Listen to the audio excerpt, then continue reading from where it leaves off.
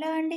నమస్తే. నేను మీ లక్ష్మీ చౌదరిని. Welcome to Srimadhuramulu Telugu audio stories ఛానల్ని సపోర్ట్ చేస్తున్న ప్రతి ఒక్కరికి థ్యాంక్ యూ సో మచ్ యార్. బృందావనం పార్ట్ 22తో మీ ముందుకి వచ్చేసాను. కథలోకి వెళ్ళే ముందు లైక్స్ హైప్స్ గురించి ఎప్పుడూ చెప్పేదే రిక్వెస్ట్గా చెప్తున్నాను. లైక్స్ ఇవ్వడం మర్చిపోకండి యార్. ఒకసారి అలా లైక్ మీద టచ్ చేయడానికి కూడా బద్దకిస్తున్నారు. ఇక కథలకు వెళ్ళిపోదాం.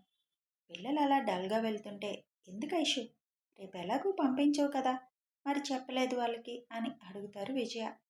ఈ మధ్య మాటలు అల్లరి ఎక్కువైంది అత్తయ్య, అందుకే నేను కాసేపు ఆడుకుందామని.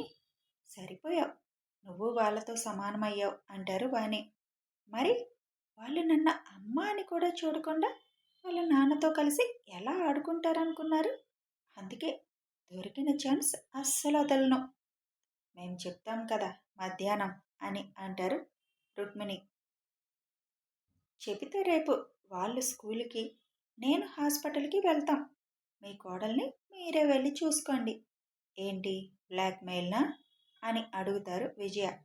మీ ఇష్టం, ఏ మెయిల్ అనుకున్నా నాకేం అభ్యంతరం లేదు. అమ్మా, బాగా మెత్తగా ఉంటున్నానని పెద్దవాళ్ళకి నేనంటే భయం లేదు, చిన్నవాళ్ళకి నేనంటే భయం లేదు అని జడ వెనక్కి విసురుకుంటూ అక్కడి నుంచి వెళుతుంది ఐషు. వెళుతున్న ఐషుతో, నీ ప్రియమైన మరిది నువ్వు లేకుండా కదలడు ఐషు అని అంటారు వాణి.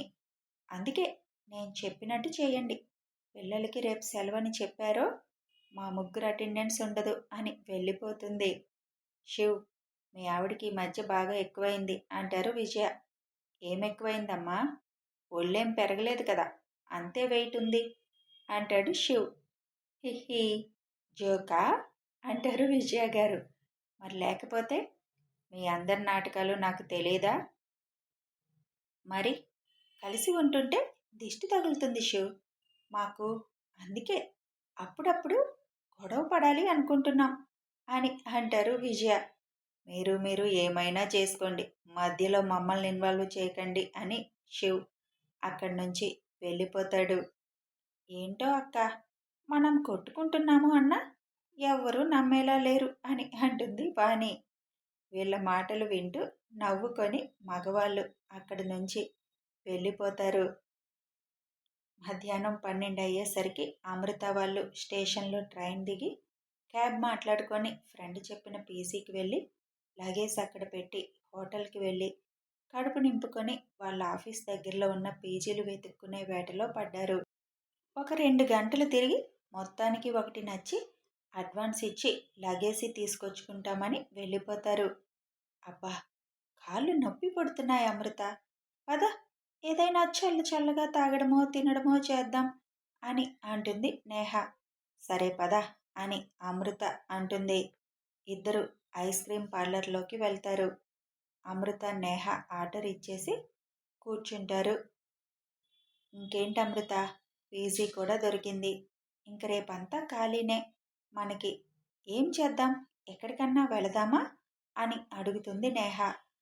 మనకి కొంచెం ఈ సిటీ అలవాటు అయ్యే వరకు ఎక్కడికి వద్దులే నేహ, రేపు శుభ్రంగా హాస్టల్లోనే ఉండి రెస్ట్ తీసుకుందాం, ఇంకిక్కడే కదా ఉండేది, నెమ్మదిగా చూద్దాంలే అంటుంది అమృత.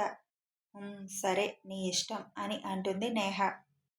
రేపు కొంచెం బట్టలు షాపింగ్ చేద్దాం అని అంటుంది అమృత. వావ్ సూపర్ అయితే అని ఎగురుతుంది నేహ. ఎక్కువ ఎగరకు, పిచ్చిది అనుకుంటారు అని అమృత అనగానే, ఎవరు అనుకోరులే, ఇక్కడ ఎవరి గోల వారిదే, పక్క వాళ్ళ గురించి పట్టించుకునే తీరిక ఎవరికీ లేదులే అని ఆర్డర్ ఇచ్చిన ఐస్ క్రీమ్ రాగానే తినేసి బిల్ పే చేసి వెళ్ళిపోతారు.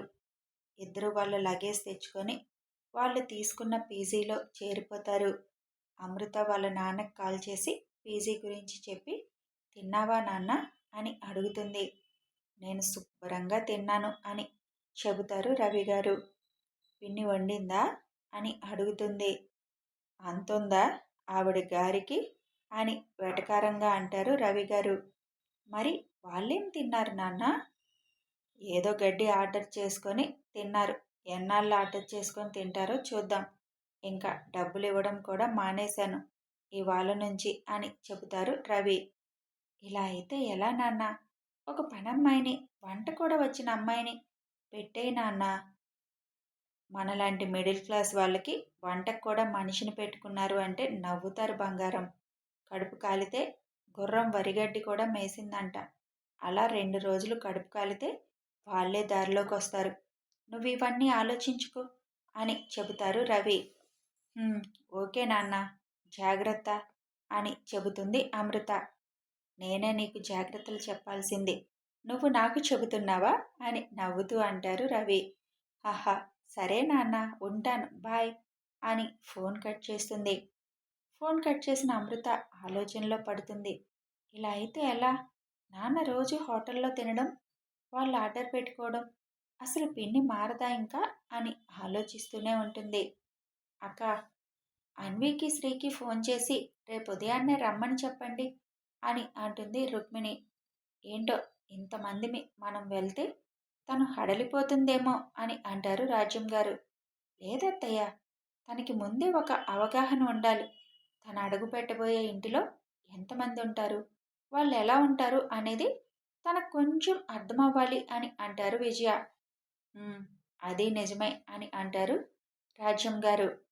వాణి అన్వికి శ్రీకి ఫోన్ చేసి ఉదయాన్నే వచ్చేయమని చెబుతారు.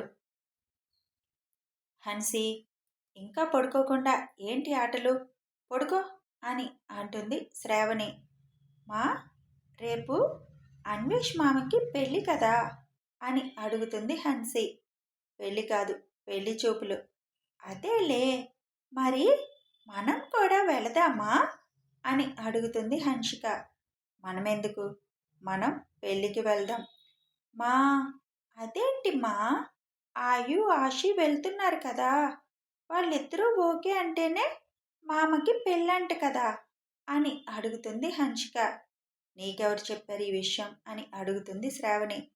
నాకు వాళ్ళే స్కూల్లో చెప్పారు. నువ్వు కూడా రా అని చెప్పారు. మనం కూడా వెళ్దామ్మా అని శ్రావణి గడ్డం పట్టుకొని అడుగుతుంది. వాళ్ళంటే వాళ్ళ బాబాయ్ కాబట్టి, ఒకే ఇంట్లో ఉంటారు కాబట్టి వెళ్ళాలి. మనం ఇప్పుడు ఎందుకు బంగారం, మనం పెళ్ళి సెటిల్ అయ్యాక అప్పుడు వెళ్దాం. మా, మామకి ఏమీ తెలియదంట, అందుకే ఆయు ఆశి మాముకి హెల్ప్ చేస్తారంట. నేను కూడా చేస్తానమ్మా. ఏంటి, మీ మామకి తెలియదు కానీ ఆ బుడ్డోళ్ళకి తెలుసా? వీళ్ళకి మాటలు ఎక్కువయ్యాయి. అసలు స్కూల్లో ఇవన్నీ మాట్లాడుకునే టైం మీకు ఎక్కడుంది హన్సిక? మీ బస్సులు కూడా ఒకటి కాదు కదా, మరి ఇన్ని మాటలు ఎప్పుడు మాట్లాడుకుంటున్నారు మీరు? రోజు ఏదో ఒకటి వాళ్ళు చెప్పడం, నువ్వు నాకు చెప్పడం అని అడుగుతుంది శ్రావణి. బ్రేక్ టైం ఉంటుంది కదమ్మా, అప్పుడు మాట్లాడుకుంటాం. ఇప్పుడు ఎప్పుడు మాట్లాడుకున్నాం అన్నది కాదు అమ్మా. మనం కూడా వెళదామమ్మా, ప్లీజ్ అమ్మా అని అంటుంది. మొన్నటిదాకా నీకు అంత మాటలు రాలేదు అని అనుకున్నా, కానీ వాళ్ళతో మాట్లాడి మాట్లాడి నీకు కూడా మాటలు ఎక్కువయ్యాయి అని అంటుంది శ్రావణి. నువ్వే కదమ్మా, ఆయు ఆశి చూడు ఎంత బాగా మాట్లాడతారో, ఎంత బ్రేవ్గా ఉంటారు. నువ్వు కూడా అలా ఉండాలి అన్నావు. ఇప్పుడు మాట్లాడితే ఎక్కువ మాట్లాడాను అంటున్నావు. ఈ పెద్దవాళ్ళున్నారే అని తల కొట్టుకుంటుంది హన్సిక. అప్పటిదాకా లాపీలో ఏదో చూస్తున్న కిరణ్ హన్సిక మాటలకి గట్టిగా నవ్వేస్తాడు. ఎందుకు కూతురు మాటలకి అంత నవ్వొస్తుంది అని చిరుకోపంగా అంటుంది శ్రావణి. మరి లేకపోతే నిజంగానే మొన్నటిదాకా మన హన్సిక స్లోగా ఉంది మాటల్లో అన్నావు, ఇప్పుడు మాట్లాడుతుంటే ఎక్కువ అంటావు కదా బంగారం అని అంటాడు కిరణ్. కిరణ్ ఒళ్ళోకి వెళ్ళి కూర్చొని, అవును నాన్న, నేను ఎక్కువ మాట్లాడుతున్నానా అని ముద్దుగా అడుగుతుంది. కిరణ్ హన్సీకి ముద్దు పెట్టి, మా బంగారం ఎప్పుడు గుడ్ గర్ల్, ఎక్కువ మాట్లాడదు అని అంటాడు. హన్సిక తమ్ముడు హర్షిత్ కూడా కిరణ్ ఒళ్ళోకి రావాలి అని, శ్రావణి ఒళ్ళో నుంచి దూకాలి అని చూస్తుంటాడు. ఏంట్రా నీ గోల అని వాడిని కూడా తీసుకొని ఒళ్ళో కూర్చోబెట్టుకొని, ఇప్పుడు చెప్పు నీ గోలేంటి అని అంటాడు హర్షత్ని ముద్దు చేస్తూ. అక్క అని హన్సిక జుత్తు పట్టుకొని లాగుతూ ఉంటాడు. అబ్బా నాన్న, వీడు నా జుట్టు పీకుతున్నాడు అని అంటుంది హన్సిక. వాడు నవ్వుతూ అక్క అక్క అంటూ హన్సిక జుట్టుతో ఆటలు ఆడుతున్నాడు. అరేయ్ నువ్వు ఆగరా అని వాడి చెయ్యి జుత్తు నుంచి తప్పించి, నువ్వు వెళ్ళి పడుకో తల్లి, వీడిని మీ అమ్మకిచ్చేస్తాను అని చెబుతాడు కిరణ్. నాన్న, ఇవాళ ఇక్కడే నీ దగ్గరే పడుకుంటాను అని బెడ్డెక్కి పడుకుంటుంది హన్సి. హర్షిత్ని శ్రావణ్కి ఇచ్చి కిరణ్ వెళ్ళి హన్షిక పక్కన పడుకొని, చాలా టైం అయింది, ఇంక పడుకో తల్లి అని జో కొడతాడు. నాన్న, మరి రేపు మామ వాళ్ళ ఇంటికి వెళ్దామా అని అడుగుతుంది. రేపు ఆలోచిద్దాం, ఇప్పుడు పడుకో అని అంటాడు కిరణ్. సరే అని కిరణ్ గుడ్డల మీదకి ఎక్కి పడుకుంటుంది. అది చూసి హర్షిత్ నేను అంటూ వస్తాడు కిరణ్ మీదకి. నువ్వు మీ అమ్మ పార్టీ కదా, ఇప్పుడేంట్రా నీ కుళ్ళు అని నవ్వుతూ అంటాడు కిరణ్. నాన్ నేను అంటూ కిరణ్ చేతి మీద పడుకుంటాడు వాడు. హన్సికని ఒక పక్కకి అడ్జస్ట్ చేసుకొని హర్షిత్ని ఇంకోవైపు పడుకోబెట్టుకొని ఆలోచిస్తున్న శ్రావణిని చూసి, ఓయ్ మేడం, ఏం ఆలోచిస్తున్నారు అని అడుగుతాడు కిరణ్. ఏం లేదు కిరణ్, అన్వేష్కి ఎలాంటి అమ్మాయి వస్తుందో అని ఆలోచిస్తున్నా అంటుంది. వాళ్ళందరూ మంచివాళ్ళు, మంచి వాళ్ళకి మంచి వాళ్ళే వస్తారు, ఎక్కువ ఆలోచించుకో. అది కాదు కిరణ్, ఈ సంబంధం మామయ్య ద్వారా వచ్చింది కదా, ఒకవేళ ఇది సెట్ అయి పెళ్ళయిందనుకో, ఆ అమ్మాయి వాళ్ళ ఇంట్లో అడ్జస్ట్ అవ్వలేక ఏదన్నా గొడవలు పెట్టిందనుకో, మామయ్య తెచ్చిన సంబంధం అని అంటారు కదా, మన మధ్య దూరం పెరిగే అవకాశం ఉంది కదా అని అంటుంది శ్రావణి. వామ్మో, మీ ఆడాళ్ళు ఎక్కడ విషయాన్ని ఎక్కడికి తీసుకువెళ్తారు తల్లి, అసలు ఇంకా సెట్ అవ్వలేదు, పెళ్ళవలేదు, నువ్వు ఎక్కడి వరకో వెళ్ళిపోయావు. అక్కడంతా సెట్ అయ్యి అంతా ఓకే అయితేనే ఒప్పుకుంటారు పెళ్ళికి. మనం చూపించడం వరకే, తర్వాత అంతా వాళ్ళే చూసుకుంటారు. శివ్, ఐషు ఇంకా గొడవలకి ఆ ఇంట్లో చోటు లేదు, రానివ్వరు. ఎక్కువ ఆలోచించకుండా పడుకో అని అంటాడు కిరణ్. అంటూ పడుకుంటుంది శ్రావణి. ఉదయాన్నే శివ్ వాళ్ళ ఇంట్లో హడావుడి స్టార్ట్ అయ్యింది. ఆఫీస్కి రెడీ అవుతున్న శివ్ని చూసి, కన్నా నువ్వు రాకుండా ఏంటి అని అంటుంది ఐషు. నేను వస్తాను బుజ్జి, మీటింగ్ ఒకటి ఉంది, అది అటెండ్ అయి అటు వస్తాను, మీరు వెళ్ళండి అని అంటాడు శివ్. అది కాదు కన్నా. బుజ్జి, వాళ్ళు వచ్చే టైంకి నేను వస్తాను, అయినా అక్కడ ఉండాల్సింది మెయిన్ అన్వేష్, నేను కాదు కదా.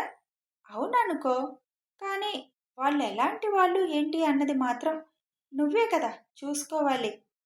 ముందు అమ్మాయి నచ్చితే తర్వాత ఎంక్వైరీ చేయొచ్చులే, అయినా నా శ్రీమతికి తెలుస్తుంది కదా చూడగానే వాళ్ళు ఎలాంటి వాళ్ళు అని, ఇంకా నాతో పనేంటి అని అంటాడు శివ్. అలా అనకు కన్నా ప్లీజ్, నువ్వు ఉంటేనే అన్నీ అబ్జర్వ్ చేస్తావు అని అంటుంది ఐషు. నేను వస్తాను ఆ టైంకి అని ఐషు నుదుటిన ముద్దు పెట్టి, తను నీకు చెల్లిగా ఓకేనా కాదా అని నువ్వు కూడా జాగ్రత్తగా గమనించు అని చెప్పి వెళ్ళిపోతాడు శివ్. టైం అవడంతో అందరూ వెళ్ళడానికి రెడీ అవుతారు.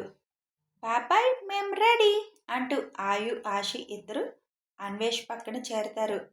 మీ బాబాయ్ కంటే మీకే ఎక్కువ ఆత్రంగా ఉందిరా అని రాజ్యం గారు నవ్వుతూ అంటారు. అవును చేచి, మరి మాకు పిన్ని కదా అందుకే అని అంటారు ఇద్దరు. హహా, ఇద్దరూ కలిసి ఆ అమ్మాయిని హడలు కొట్టకండి అని అంటారు రాజ్యం గారు. మేమెందుకు హడలు కొడతాం చేచి, అస్సలు కొట్టం కదా. మిమ్మల్ని నమ్మడానికి లేదు పడవలు. హహా చేచి, టూ స్మార్ట్ అయిపోయావు నువ్వు అని ఆయు, ఆశి అంటారు. విజయ గారు వచ్చి పదండి ఇంకా అని అంటారు. అన్వీశ్రీ రాలేదమ్మా అని అడుగుతాడు అన్వేష్. వాళ్ళు అటు డైరెక్ట్గా వస్తామని ఫోన్ చేశారు, మనం స్టార్ట్ అవుదాం పదండి, ఇప్పటికే మీ పెదనాన్న 3 సార్లు చెప్పారు అని అంటారు విజయ. అందరూ అన్వేష్ జతని చూడడం కోసం గెస్ట్ హౌస్కి బయలుదేరారు. మరి ఎవరో ఆ జత కథ కొనసాగుతుంది. మరి ఆ జత ఎవరో తెలియాలి అంటే ఛానల్ని సబ్స్క్రైబ్ చేసుకొని ఫాలో అయిపోండి. బెల్ ఐకాన్ ప్రెస్ చేస్తే నోటిఫికేషన్స్ వస్తాయి. ఇక వీడియో నచ్చితే ఒక లైక్ చేయండి యార్, అలాగే నచ్చిన వాళ్ళకి షేర్ చేయండి. కామెంట్ని ఇచ్చి మీ అభిప్రాయాల్ని తెలపండి. సబ్స్క్రైబ్ చేసుకొని ఛానల్ని సపోర్ట్ చేయండి. Thanks for watching and listening.